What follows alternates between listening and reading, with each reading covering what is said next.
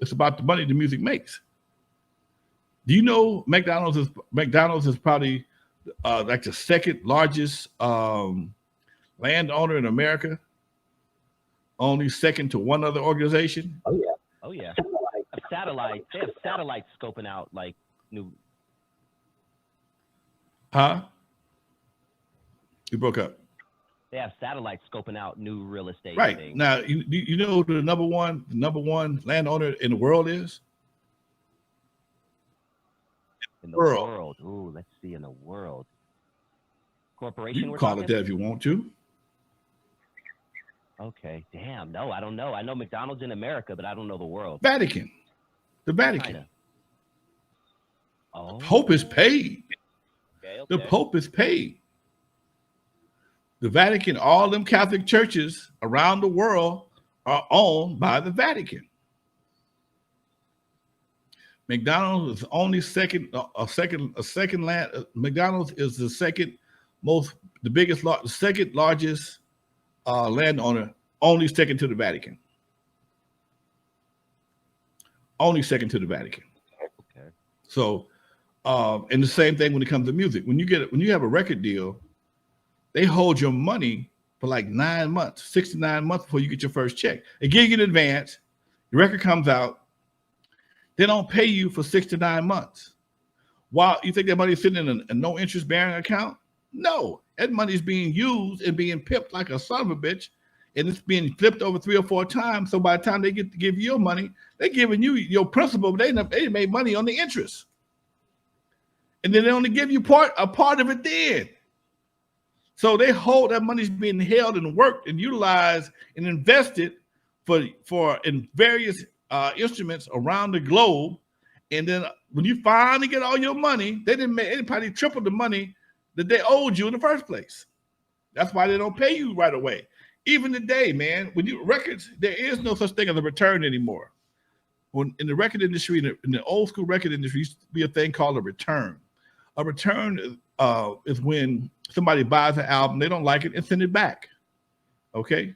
If a store buys a lot of albums and the album is whack and nobody wants it, the record industry has a 100% return policy. If I don't like it, come get this whack motherfucker. That's the attitude. This shit is whack. I don't want it. Come get it. And with that being said, the record in order to protect themselves, record companies would have a return hold, which could be sometimes as high as 40-50% of all sales will be held in reserve.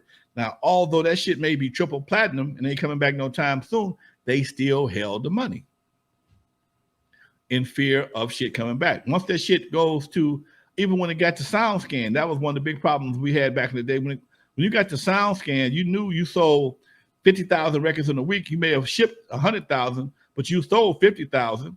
Okay, but they won't pay you, but only 25,000. But then 50,000, 25 ain't coming back no way. But they still only pay you on 25.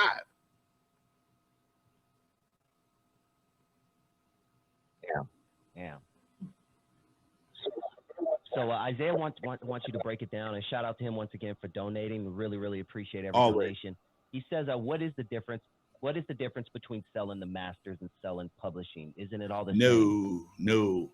Masters are when I make a song, and if I write the song, if I write the song, I'm automatically the publisher. And when I make the song and I put it on a record, it turns into a master. When the master is usually controlled by the record company, the publishing is usually controlled by the writer of the music or the lyrics. Okay, so there's actually, and people say it's only 2 parts, but it's actually 3 parts. There's master use, publishing, and writers. Writers and publishing are equal. So whatever the publisher get, the writers or the writer or writers split that up equally. So if the publisher gets a dime, half of that dime, a nickel, goes to the writers of the song. Okay, the publisher, the master use, he may get a dime, but if it's one record, one label, they get the whole dime. Okay, now if somebody takes that same song and re-records it, the publisher gets paid again, but the master don't get paid because that's an old master. The publisher gets paid. He gets paid as a publisher, but now you have a new master. Okay, so songs like "I Heard It Through the Grapevine." Okay, every Motown artist has recorded that song. Every Motown artist has recorded "I Heard It Through the Grapevine." Every last one of them. Okay, so every time it's recorded, it's a new master, but it's the same publisher and the same writer. So those songs still get paid. Writers and publishers, everybody that recorded that song gets paid for each person that's remade that song. But if that song was recorded on a different label, all of them may not be Motown. Most of them are, but Motown, that's how Motown pimped their catalog. They made sure everybody recorded those songs.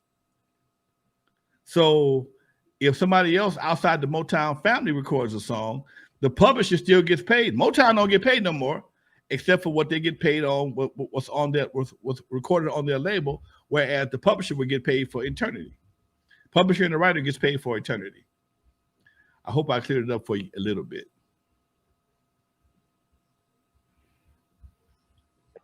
Makes a lot of sense. Now let's take yourself back to when Turn Off the Lights came out. Turn Lights comes out. Talk to us what it was like to have a hit record on the top Billboard Top 100. I mean, was Vagina just falling out of the sky onto your lap? Be honest. Nope. When Turn Off the Lights came off, I didn't have a group. I didn't have no group, man. Oh, I was by myself, dude. When Turn Off the Lights came out as a hit record, we split up. We was gone. Everybody was N.W.A. It was niggas with attitudes. I'm sitting there by myself at the pad, empty nest like a motherfucker. Ain't nobody coming through the house. My shit's all over the radio. I wake up every morning to a hit record. I got my phone ringing. Jerry's trying to get me gigs and shit. And I went through a slight state of depression, dude.